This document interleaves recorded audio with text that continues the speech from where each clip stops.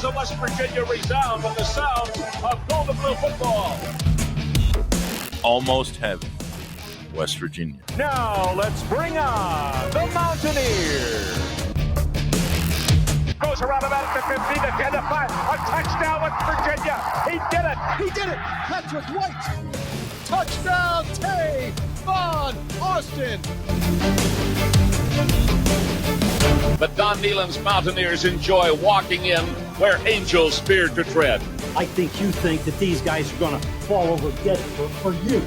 Well, I got news for you. They're going to punch you right in the mouth. It's Mountaineer pride. Nothing cheap, nothing dirty, but West Virginia football. West Virginia football. Leave no doubt tonight. They shouldn't have played the old Golden Blue. Not this night. They've done it. They've done it. A perfect season. And the Mountaineers, for the first time in history, undefeated and untied. Don Nehlen and his Mountaineers, for the second time, have finished a regular season with an unblemished mark. Ain't no stopping the Golden Blue.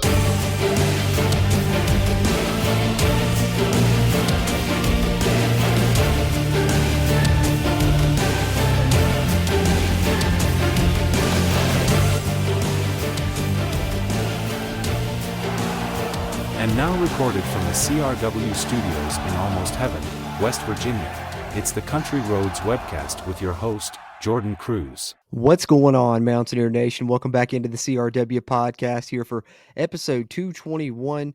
We've got transfers to talk about. We've got coaching staffs to talk about. We've got some recruits to talk about here on this episode as well. Jam-packed show here to talk about both WVU football and WVU basketball as the transfer portal is ongoing for both teams there as Rich Rod attempts to assemble his team in the Rich Rod 2.0 era. And, of course, Coach Hodge doing the same on the basketball side, assembling his squad as well for his debut era here at WVU. Both WVU football and WVU basketball are going to have completely new rosters this season almost. Football is going to have more transfers than I think we've ever had in one season, and then basketball will have an entirely new roster. And it's been something to keep up with throughout this offseason. So what I wanted to do with this episode was just talk a little bit about each of the transfers that have committed to both of those programs thus far on the football side and on the basketball side. Jotted down some notes about each of those, and we'll kind of highlight the transfers that are coming into WVU so you can get to know those guys a little bit and a little bit about their game and what you can expect to see from those on each side there, both on WVU football and on the WVU basketball side of things. But of course, the NFL draft was this past weekend. Wyatt Milam was selected, but plenty of other former Mountaineers have destinations to talk about as well. At the top of the show, we'll go over the destinations for former Mountaineers, where they ended up there in the NFL. And then, of course, we'll get into those football transfer updates, talk about each of the guys that have committed thus far. And then we'll talk about some targets, some other guys West Virginia's after that you should maybe keep your eye on here moving forward in the future as West Virginia continues to bring in transfer commitments on that side of things. And then in the latter portion of the show, we'll switch gears, talk about the basketball transfers that have committed and already signed with WVU, talk a little bit about each of them. And then, of course, the coaching staff has been announced, or at least a good portion of it, since the last time we've had a chance to do an episode here. We know a lot of the assistants that are going to be there helping Coach Hodge on the basketball side of things, so jotted down some notes about those guys, and we'll talk about them as well. So, like I said, a lot to get to here, but I'll try and not make this episode too lengthy for you guys. Really appreciate you guys tuning into this one as we're going to update some things on the WVU football side and WVU basketball side here on episode 221 of the CRW podcast. With no further ado, let's dive right in. Let's talk about the NFL destinations for some former WVU football players. All right, so figured we'd lead it off with this, just kind of as a little appetizer for the episode. And in case you didn't know already where a lot of these guys ended up, of course, we'll lead it off with kind of the main one. The one NFL draft selection West Virginia did have there was, of course, Wyatt Milam, as we expected. He goes in the first 3 rounds there, ending up as the 89th overall pick there in the 3rd round, heading to the Jacksonville Jaguars. And I expect him to have a very productive NFL career where he'll probably be a starter for quite some time. And I think he'll be a standout pro player just as he was at the college ranks. So he was the NFL draft selection. Then we had multiple undrafted free agent signings and then a couple of guys that got camp invites as well. So the guys that were signed as undrafted free agents, we had tight end Cole Taylor. He was signed to the Bengals. He'll get a chance to make the roster there. Long snapper Austin Brinkman really talented long snapper, will get a chance with the Houston Texans. Wide receiver Garrett Green. Yes, you heard that right. Of course, transitioning to wide receiver to try and make it in the pros there. And he was signed as an undrafted free agent by the Tampa Bay Bucks. So interesting connection there, as that's where Blaine Stewart went as well. So they'll see each other again there in Tampa Bay. Defensive lineman TJ Jackson was signed by the Seattle Seahawks, as was fellow defensive lineman Torma Mulba. He was signed by the New York Jets. And then you have cornerback Garnett Hollis signed by the Tennessee Titans. And then the camp invites that I talked about, you had offensive lineman Nick Malone, who had a really good year last year playing right tackle for the Mountaineers. He got a camp invite from the Miami Dolphins. And then Ty French, another defensive lineman for the Mountaineers, gets an invite from the 49ers. So that's the NFL destinations of the former Mountaineers. And let's keep it here on the football side. Let's talk about the transfers that West Virginia has already picked up, highlight each one of those a little bit. Then we'll talk about some of the targets I think you guys should maybe keep your eyes on that West Virginia could have commit in the near future, including some guys that are visiting this upcoming week. All right, so 10 transfers that have already committed to WVU at the time that this episode will be released here on episode 221 of the CRW podcast. Very fluid situation, and West Virginia's been reeling them in hot and heavy, having multiple commits come in one day, multiple times now already in this transfer portal cycle. So obviously subject to change by the time you listen to this episode or watch it. And of course, if you want continued coverage on it, be sure to check us out on the CRW YouTube channel here at the Country Roads webcast, where we do live streams and update each one of these as they've come in. We try and get to it as quickly as possible, so you can find out more information about that on the YouTube side if you're listening here on the audio side. But let's talk about each one of the commits thus far, starting with offensive lineman Mikael Clay.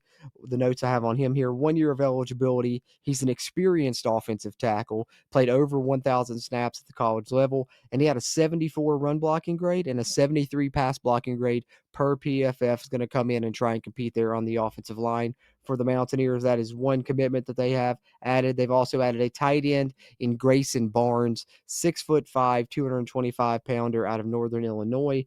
1 year of eligibility remaining for him as well, and he is an excellent pass-catching tight end. You can see clips of him. You may have seen him floating around already, making one-handed grabs, making nice touchdown catches in the back of the end zone, and he hauled in a lot of passes during his time there at Northern Illinois. 54 receptions for 760 yards and 9 touchdowns during his time there. Excited about his addition. And then added to the defensive back room, we have cornerback Nick Taylor, 6'1", 185-pound guy that obviously is coming probably via the Rod West connection, West Virginia's new cornerbacks coach, previously the defensive backs coach there at App State. Nick Taylor has 3 years of eligibility remaining, actually, and he started 1 game as a true freshman there at App State. So, you know, you're pretty talented if you can get on the field as a true freshman, especially if you can get into the starting lineup, even if it's only for 1 game there as a true freshman. Nick Taylor did accomplish that, and he's someone with multiple years remaining and potentially a high ceiling. Rod West sees in him, so got to trust that. Then we have wide receiver Christian Hamilton coming over from UNC. He was the first announced, power conference transfer. He was announced the same day as the next one we'll talk about as well, and they both are coming from power conference schools. But wide receiver Christian Hamilton, another guy with 3 years of eligibility remaining, and he was a 4-star recruit back in the 2023 class. A lot of people at UNC believed he was going to be in line to maybe be a starter this upcoming season. He's a guy that was highly regarded coming out of the high school ranks. Great speed. He can help on special teams in addition to his receiving role. Last year, playing behind other players, more of a reserve role, still managed to grab 10 passes, 179 yards, and score a touchdown. At North Carolina, I think he'll not only factor into the competition at the outside receiver spots for West Virginia, but could potentially be used as a kick return man as well, so keep an eye on that. And like I said, he was announced the same day as defensive lineman Eddie Kelly, transferring in from Missouri, so an SEC transfer here, 6'4", 280-pound guy with 1 year of eligibility remaining, and he's an experienced defensive lineman. Over 800 snaps, all at the FBS level.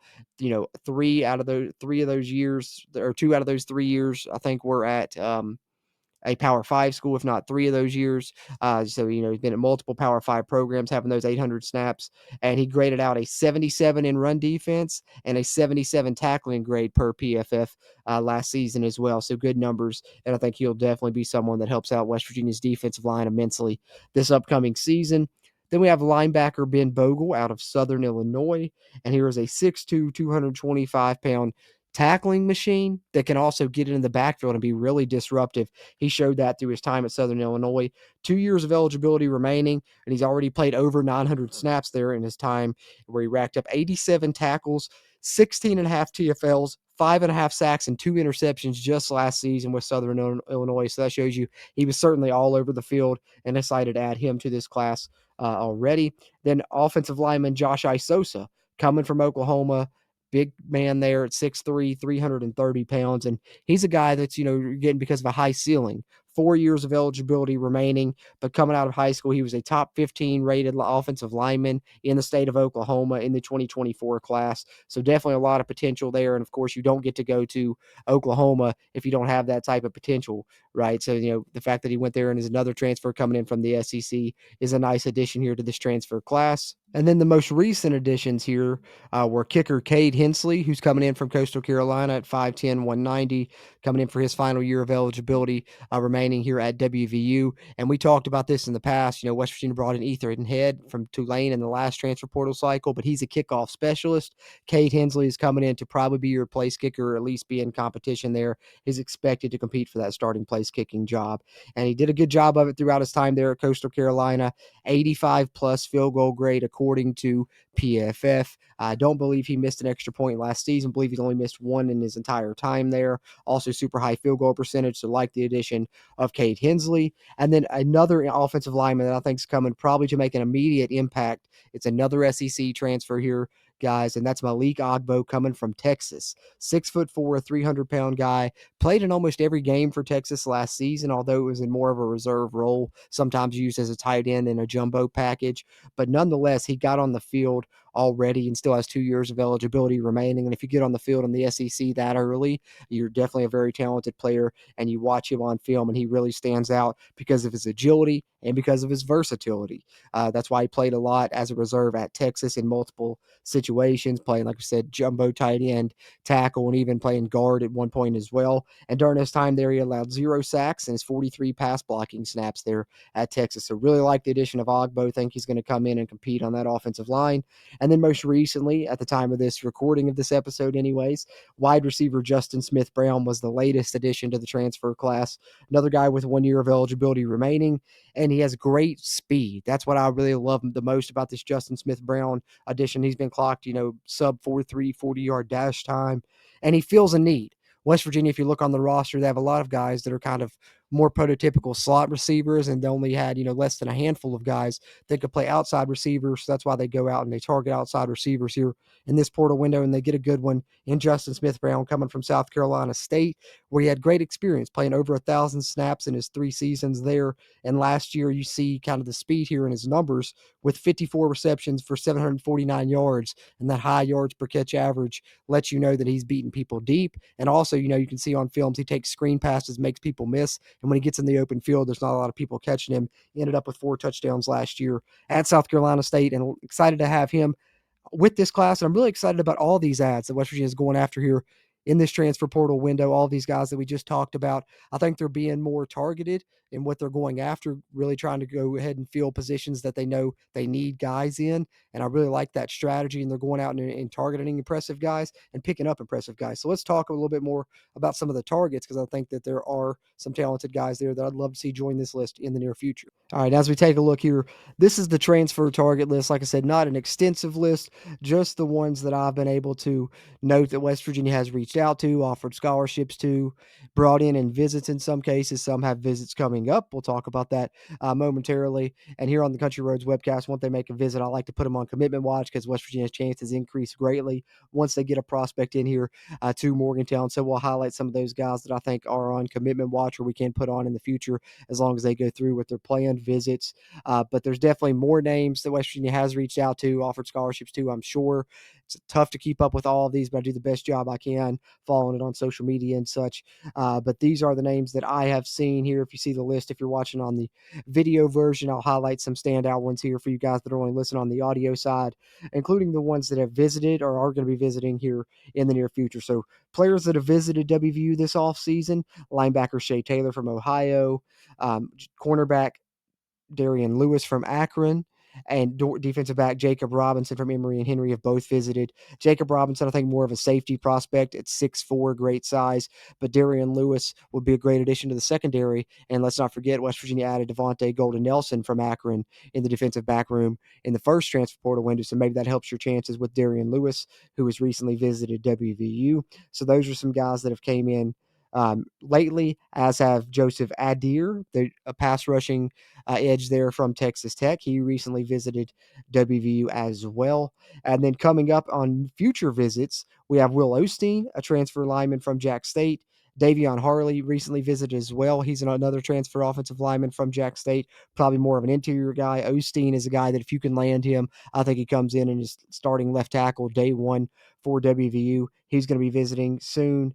And then visiting this week are these three prospects here on the bottom of this list, just recently added. I talked about them on our live stream in the past here on the channel, but offensive lineman Jalen Caldwell from Grand Valley State, a behemoth of an offensive lineman at 6'7", over 300 pounds, linebacker Jaden McDaniel from Virginia Tech, and then offensive lineman Carson Lee, who had just transferred into Mississippi State in the spring, but decided to hit the portal again. Had spent a lot of time at Eastern Michigan throughout his career, so you can see West Virginia definitely targeting offensive linemen in this class. Already have multiple commits, and I have a couple other guys that I'm going to put on commitment watch in Davion Harley and Will Osteen, because either visited or have visited West Virginia or will be in the future between those two, of course. And then I think you can keep Darian Lewis, the defensive back, on commitment watch, and defensive back Jacob Robinson as well. Another player that will be visiting in the future is wide receiver Isaiah Spencer from Jackson State. So some names to keep an eye on here that are on this list. But I do want to highlight one that I find interesting, and that's Noah King, just because it's the rare case of a true freshman that's a transfer, because he enrolled early at Kansas State, went through spring practice there, then decided to hit the portal after that. And he was a 4-star, 90-plus rated guy, according to 247, coming out of high school. So a very highly regarded defensive back. West Virginia has offered him a scholarship he put out on social media. So just want to note that one because I find it interesting, but definitely keep an eye on the other guys that we talked about to be on possible commitment watch with. Particularly, I'm keeping a close eye on those Jack State offensive linemen because of the connections. Obviously, we'll see what happens in the future as West Virginia continues to target players in the transfer portal. And like I said, if you want to keep up with this further and even more in depth, be sure to check out our live streams on the Country Roads Webcast YouTube channel, where we continue to cover the transfer portal happenings for both WVU football and WVU basketball. And speaking of WVU basketball, we'll talk about that momentarily. We'll get into some of their transfer news and coaching staff news on that side of things as well, as we wrap up the football side here of the transfer portal update. And before we continue talking about the good moves that West Virginia is making, the great decisions they're making in the transfer portal, both in WVU football and in WVU basketball, I think if we're talking decision-making, we got to talk about Magic Mind, guys, because for me, there's been no better decision that I've made. I've raved about it to you guys in the past, and I'm going to continue to do so because it's such a great product. Love the mental performance shot that you can add to your daily routine that'll get you focused, mentally clear, motivated, and productive, all while reducing stress. And you guys know it's 100% safe, tested by doctors. You can still have your coffee with it. You guys know I always got my coffee, drink it every day. It doesn't take away from my coffee. It just adds those benefits and continues to help you throughout the day because it has time-released caffeine, of course, inside the Magic Mind mental performance shot, which, of course, is just another added benefit to go along to the ones that I talked about earlier that it gives me: the great energy, the low stress levels, the low anxiety levels, all of that in addition to, just helping you focus on your daily routines, whether you're going through your 9 to 5, whether you're working online, whatever you do, it can help you in any facet of your day. So, I can never recommend Magic Mind enough. And guys, of course, we can give you the great deal on it here at the Country Roads Webcast. We have a limited time offer that you can use now. We have changed our code, so listen up here, but you can still get 48% off your first subscription or 20% off a one-time purchase. Just head over to magicmind.com/CRWAPR and use the code CRWAPR at checkout to claim that discount. And guys, I guarantee you're going to love Magic Mind, but if you don't, they will give you a money back guarantee on the product. It's fully reimbursed. They have multiple different versions of Magic Mind you can try now, whichever one you like the best. They have a sugar-free, they have a maximized version. They even have Magic Mind Sleep now, guys, which we talked about in the past as well. So definitely check it out. Help yourself out here to some Magic Mind so you can make great decisions just like West Virginia's been making in the transfer portal. So head over to magicmind.com/CRWAPR. Use that code CRWAPR at checkout. Get 48% off your first subscription or 20% off that one-time purchase. But let's continue to talk about good decisions by the WVU coaching staff, right? Let's talk about West Virginia basketball in the transfer portal now. All right, so on the basketball side, we have multiple players that have transferred in, and all of these listed, except for one, have already signed with WVU and are even listed on the official roster. But I got some notes on each of these just in case you need to know more about them or you haven't been following along. Harlan Obioha is the 7-foot big man West Virginia is adding from UNC Wilmington, 280-pound frame to go with that 7-foot size, 1 year of eligibility. Skilled shot blocker. That's what I have to say about Harlan Obioha. One of the things that stands out most to me about him. You love having a 7-footer, which is rare for West Virginia, and you love having a skilled shot blocker.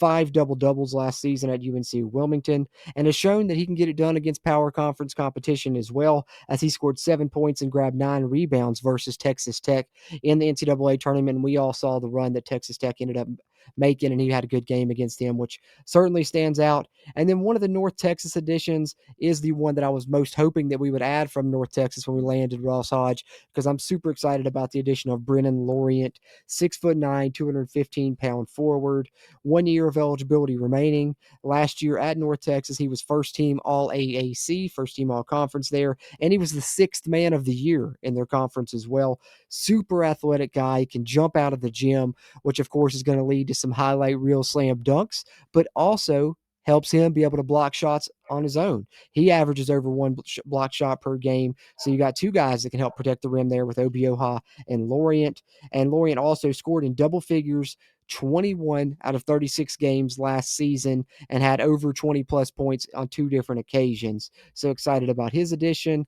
And then how about this one? One of the huge splashes West Virginia made in the transfer portal. Of course, we'll talk about another one that they made here towards the end of this list, but a big one was guard Honor Huff, highly sought after by everyone in the portal essentially because of his three-point shooting prowess. We're talking about a marksman of a three-point shooter here in the 5'10", 170-pounder transferring in from Chattanooga. Also has 1 year of eligibility remaining, but guys, he shot 42% from 3 last season, and he did that while shooting a high volume of three-point shots, as he actually made 131 three-pointers last year, which was more than any other person in all of college basketball. So Honor Huff, the nation's leader in three-pointers made, is now a West Virginia Mountaineer. Super excited about his addition. He was first team All-Southern Conference, and he also led Chattanooga to the NIT championship as well. Let's not forget that. And then we added forward Jackson Fields from Troy, 6'8", 210-pound guy. Can play the 4 for you, but could even play the 5 if you need him to in a pinch, because that's what he was playing at Troy. You know, he mentioned playing a little bit out of position there, playing the 5. He's kind of more of a prototypical 4, but he's also kind of a stretch 4, as you'll see here in some of my notes on him. 1 year of eligibility remaining for him also. He helped Troy win that Sun Belt Conference championship and reach the NCAA tournament. He's a good defender and a good rebounder. 7 points and 7 rebounds versus Kentucky in the NCAA tournament. So similar to what we talked about with Obioha, he has experience and has shown that he can get it done against power conference teams as well. He had 20-plus points and hit 5 threes in a game versus James Madison last year. So not only is he a good defender, good rebounder, those are probably his primary assets, he also can be a stretch 4 for you. As you see, he hit 5 threes in a single game last year. So excited about his addition. And then also coming over from North Texas following Coach Hodge, we have a point guard here on the roster in Jasper Floyd, 6'3", 195-pound guy that has 1 year of eligibility remaining due to the JUCO ruling that allows junior college years not to count, anymore because that Diego Pavia case last season in the courts after that. So the junior college year doesn't count. He gets 1 extra year, hits the portal for it, ends up at WVU, and he was the North Texas starting point guard all of last season. Did a great job taking care of the basketball, can get downhill, attack the basket, drive and kick. 2-to-1 assist to turnover ratio, Plus, he averaged over 1 steal per game. So here, what does he give you at the point guard spot? He gives you great ability to be able to know Ross Hodge's system, to be able to run it, to be able to attack the basket. He's going to provide great assists. He's a great passer, and he's going to provide great on-ball defense. So an ideal fit here. That's why he follows Ross Hodge from North Texas, where he led the team there in North Texas in assists with 141 and in steals with 48 on the season. And then we have Chance Moore coming from St. Bonaventure this past season, 6'6", 210-pound guard, 13 points per game, nearly 7 rebounds, and over 1 steal per game at St. Bonaventure last season. Prior to that, he was at Missouri State, which is where the connection comes in with one of the West Virginia assistant coaches we'll talk about in a bit, in Jace Hurl. But when he was at Missouri State, funny enough, he actually played at WVU in 2023, so he's already played in the Coliseum, and boy, did he stand out on that night. When he played in the Coliseum, he scored 24 points and grabbed 8 rebounds. Something to note here with Chance Moore, he's the only one on this list that has not been officially signed and added to the roster yet. I do believe it's because of maybe it's some eligibility concerns because he did play 4 seasons already despite barely playing in his true freshman season, but I'm not too concerned about it as of yet because I don't think West Virginia would have accepted the commitment from him if they didn't feel good about him having, the chance to play this season. So whether it's via waiver that they feel like it could happen or potentially the eligibility rules changing, which we know is something that could happen in the near future. But either way, Chance Moore has committed to WVU and is on the transfer in list and hopefully signed soon as well, like all of these other prospects have, including maybe saving the best for last here. Someone that I've, went on record stating in the past that I think he's the biggest transfer portal addition West Virginia's picked up in the transfer portal era, if you exclude Tucker DeVries, because I think West Virginia didn't have to go out and recruit him, obviously came in because, his dad was the coach. But Trayson Eaglestaff was someone that every team in the country wanted. He had already committed to South Carolina, decides to decommit, get back in the portal. West Virginia fights off Kentucky, Kansas, BYU, Gonzaga, multiple programs to secure his commitment, and he has since signed with WVU. And he is a 6'6", 190-pound guard, can play the 1, can play the 2, can play the 3. We'll talk about a potential starting 5 if you're looking at the transfers in from West Virginia here momentarily. But let me just share the notes on Eaglestaff, because if you guys haven't heard about him, you definitely need to. 1 year of eligibility remaining, like I said, wanted by every team in the nation, essentially. This is an elite scorer of the basketball, guys. He was the only player in the nation last season with multiple 40-plus point games. He had 40 of them against number 6 Alabama, who we saw the deep run they made in the tournament, how good they were. He scored 40 points against Alabama when they were ranked number 6 in the country. And then he had a Summit Conference tournament record with 51 points versus South Dakota State there in their conference tournament championship there. Had 13 20-plus point games last season. So 13 games, over 20-plus points per game, average nearly 19 per game, 2 40-plus games, including 1 over 50, which was a conference record there.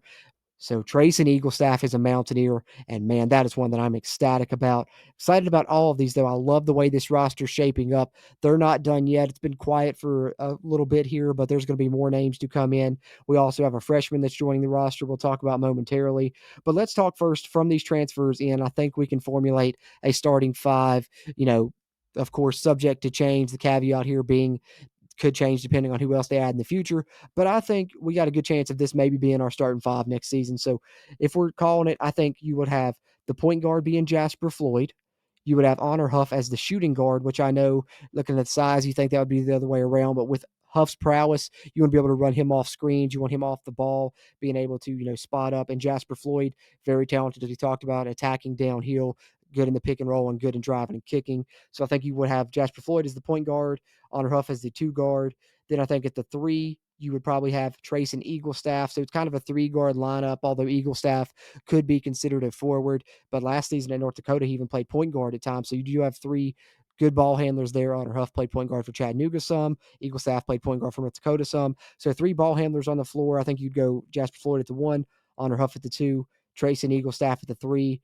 two awesome scorers there with Huff and Eagle staff, Floyd being a good defender and a good passer. Then at the 4, you're going to have Brennan Lorient, who can score in multiple ways, who can help protect the rim, who's a hell of a rebounder, like we talked about. And then, of course, your 5-man, I think, will be Obi Oha, who's going to be a great rim protector, great rebounder, and can score in the post for you as well. As Coach Hodge uses that 4-out, 1-in system, he will be the 1-in there. And a heavy pick and roll system Coach Hodge uses. Jasper Floyd experienced in it. I think that's big, getting 2 guys from North Texas that are experienced in that system. But that's what I think your starting 5's looking at this time. Jasper Floyd at the 1, Huff at the 2, Eagle Staff at the 3, Lauren at the 4, Obi Oha at the 5. And then you round that out with Jackson Fields playing back up in your front court. Chance Moore, who can back up the 3, can back up the 2, maybe even play some 4 if you need him to in a pinch because of a 6'6" frame. So you see West Virginia still needing to add some more guys to that mix, but they do have another freshman we can talk about that they've added or will be adding in here to the roster, and that is DJ Thomas. He's already signed and is listed on the official roster. Previous North Texas commit, flips to WVU. He's a 6'7", 210-pound forward, so could play the 3 for West Virginia there next season at times if they need him to, most likely. He's attended Allen High School in Texas, had a great career there. Last season, he averaged 11 points, 4 rebounds, and 2 assists, earned all-region honors, and helped his team to the Class 6A Division I semifinals. And we know they play some good basketball in Texas and a lot of good recruits there. But he was ranked by numerous scouting services as a top 25 recruit in the state of Texas and one of the top 75 forwards in the nation, playing on an Allen team that ranked as a top 25 team nationally as well. So they've already added DJ Thomas into the mix. That's one freshman that you can add here that'll join these transfers. So as you look at it there, that is 8 people on the roster. You can have up to 15 now. So there will be more portal additions coming in the near future, but there also may be another freshman joining the mix that we'd love to have. Let's talk a little bit about this here. And no, it's not who you'd think in Braden Hawthorne. We know West Virginia is still recruiting him, but I don't think they're going to land him. If you want my prediction on that, I think he's going to end up elsewhere. Duke is in on him now. We know he's visited Kentucky. He's visited Virginia Tech. Also, we'll see where he ends up, but I don't think West Virginia is going to end up with Braden Hawthorne. However, West Virginia is very much in the mix for a 4-star that was a previous Xavier commit and decommitted in Jaden Forsyth. Sam Kaiser of 247 High School Hoops sharing this on social media, that he's have official visit coming up to West Virginia next week, actually. He's visiting Tulane this week, and he's visiting West Virginia on May 3rd and 4th. One of the best shooters in the 2025 class. Lengthy frame, and it'd be awesome for West Virginia to be able to pull this off 2 years in a row, because last year Jonathan Powell was an Xavier commit, decommitted, ended up at West Virginia late in the process. If they could do it again with Jaden Forsyth with a different coaching staff, that'd be kind of ironic. But Jaden Forsyth, a top 100 recruit there in this 2025 class and a 4-star guy, would love to add him into the mix to go along with DJ Thomas, the other freshman West Virginia has already added. So that's what I had there as far as a little bit of the roster talk, the transfers West Virginia's brought in. Wanted to highlight each of those. And, of course, the one freshman that's involved in the roster and maybe another one we can look for in the future as they're continuing to try and add pieces to this first roster for Coach Hodge, which, of course, will be completely overhauled. No one returning from last season's WVU team. Complete new roster and a complete new coaching staff for the most part as well. And we've had multiple guys announced on that coaching staff, so we'll highlight each of those here as well. And I got some notes on those coaching staff members that have been added to Ross Hodge's initial staff here at WVU as well. So let's go ahead and pull that up, as multiple of those members have been announced by WVU, and we'll highlight each one of those. Let's start here with Jace Hurl. And Jace Hurl has 15 years of coaching experience. He's been announced as an assistant coach. And in those 15 years of coaching experience, he was even an interim head coach at one point back in 2018 at Colorado State. He's been in North Texas for the past 2 seasons, and he's kind of the defensive specialist for Coach Hodge, from what I understand, similar to how Coach Hodge was the defensive specialist for Grant McCaslin when he was the coach at North Texas. Jace Hurl kind of serves that role for Ross Hodge, and he has been an excellent assistant coach throughout his career. So excited to have him on board and officially announced here.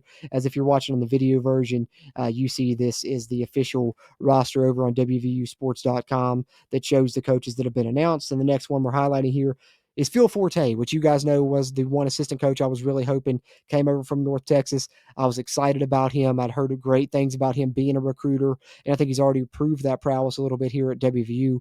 Highlight that momentarily. But of course, you may remember him from his time in the Big 12 as a player at Oklahoma State when he battled those pressed Virginia teams, and he was always a thorn in our side.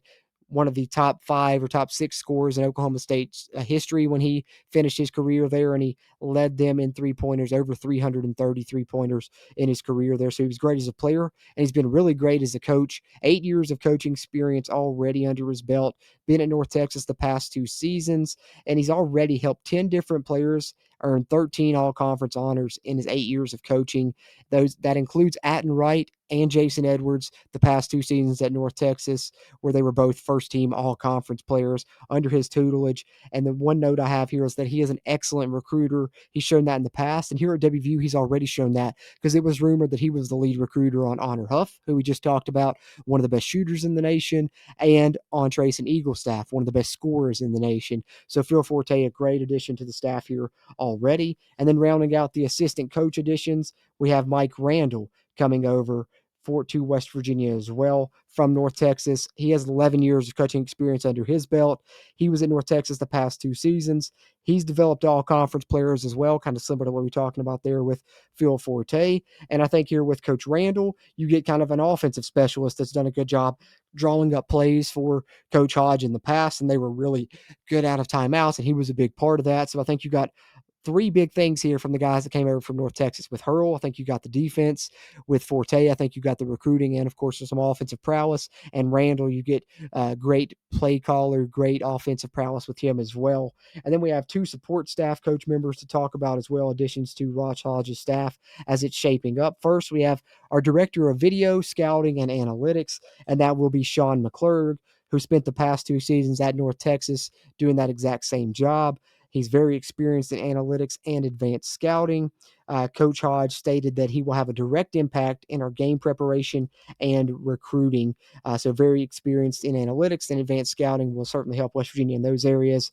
And then recently you had the strength and conditioning coach, Jason Martinez, announced as the assistant director of strength and conditioning for men's basketball.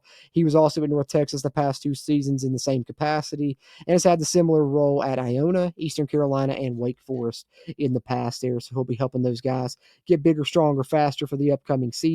Some of those guys that we highlighted. Now you know some of the faces that you'll see on the roster for basketball, and you know some of the names that'll be on the coaching staff as well for Coach Hodge in year 1. And there it is, guys. Like I said, a lot of info in there. Hope I didn't ramble on too long and lose you along the way, because I think that we had some good transfer updates for both the football side, including some targets to watch out for. Got to know some pieces that'll be on the WVU basketball roster and some of the coaching staff there as well. So super excited about all of those names that we just discussed there, and hope that you learned a little bit about each of those guys here. But appreciate you guys tuning in to episode 221 here of the CRW podcast. Whether you listen on the audio side, you can find us on Spotify, Apple Podcasts, Amazon Music, iHeartRadio, you name it. And if you listen there, leave us a rating and a review there on the show. That really helps us a ton there with the algorithms on the audio side. But of course, if you want to see, you know, some of the times that we share the screen and you can see some of the names on screen that we're talking about and things like that, you can always come over to the CRW YouTube channel, which helps you as well, because you can catch the live streams where we cover these transfer portal updates pretty consistently in addition to these podcast episodes. But we appreciate you guys that watch the video version here on YouTube as well. And if you are doing that, be sure to hit the thumbs up button, help us out with that crazy YouTube algorithm, and be subscribed here to the channel so you can follow along as both of these rosters build and we continue to cover it in both sports. And super special thanks to our friends over at WVSportsNow.com for hosting our podcast episodes on their website as well. But that'll pretty much do it here for episode 221. Went at this one solo dolo. Hope I didn't bore you guys to death. Hopefully have Stephen and Brad back with me for the next episode as we continue to move through this off season and cover these rosters as they continue to expand and grow for the upcoming seasons, both for Rich Rod in the 2.0 era there and Ross Hodge in his debut season on the WVU basketball side. And I'd be remiss if I didn't mention the WVU baseball team before we wrapped up. I believe 37-5 at the time this episode's coming out. Just pulled off another sweep. One of the top ranked teams in the country in multiple polls, having a hell of a year there, hopefully in line to host a regional. I got a chance to go up there and watch them the day of the spring game and enjoyed watching that WVU baseball game. And if I've enjoyed watching those guys, that shows how great they're playing, because I'm someone that's never been a big baseball fan, but they've got me into it and got me following them because they're just so fun to watch and such a special year that they're having. So be sure, check out the WVU baseball team and shout out to them. Love what they're doing there on that side of things as well. Just like we love what Coach Hodge is doing, like we love what Rich Rod is doing. And if you want to make good decisions like them, be sure to check out Magic Mind. Like I said, guys, use our discount code. You're going to love it. I've been utilizing it for a while now and can't rave about it enough. So head over to magicmind.com/CRWAPR. Use that code CRWAPR at the checkout to get 48% off a subscription or 20% off a one-time purchase. And we really appreciate you guys for checking them out. And as they're always a friend of the show here on the Country Roads webcast. But having said that, we'll wrap this one up, guys. Appreciate you guys tuning in any way that you chose to do so. Throw your thoughts in the comments on either the football roster thus far, the basketball roster, anything you got there. Appreciate those interactions as well here on the YouTube side. And I can never thank you guys enough, man. You guys help keep it all going here on the CRW podcast, and we'll try and continue to bring you guys coverage here on the audio side. We don't want to neglect you guys. We just, can be more quick with the YouTube content, I guess, with the live streams and such. But I'm going to try and do a better job of maybe uploading some of them for you guys that listen here on the audio side as well, so you can get the same amount of content. But hey, that's just another reason to encourage you to come over and subscribe to the YouTube channel, right? But all right, guys, I'm done. I'll get out of here. Episode 221 in the books, some good football and basketball news, and there's going to be more good news coming up on the horizon, and can't wait to talk about that in the future as well. As always, I'm Jordan Cruz, and until next time, let's go Mountaineers. If you really want to know, then come on, let's go. Take a stroll down those